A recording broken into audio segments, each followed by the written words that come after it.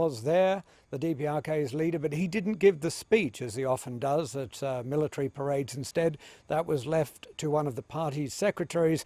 And instead of these special forces or more senior branches of the military that we often see at these parades, instead we saw a very big contingent of the Worker Peasant Red Guards, which is a sort of a civil defense organization of about 5.7 million in total, workers and farmers.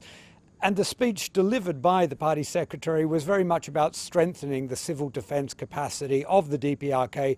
Of course, it was closely watched. The intelligence services here have been anticipating this for about a week due to the preparations. It was the first military parade since US President Joe Biden came to office, the first since the recent war exercises between the United States and South Korea, for which Pyongyang warned it would raise the risk for both nations. And also it comes just after South Korea, for the very first time, test-fired a submarine-launched ballistic missile, becoming one of the very few countries in the world with that capacity.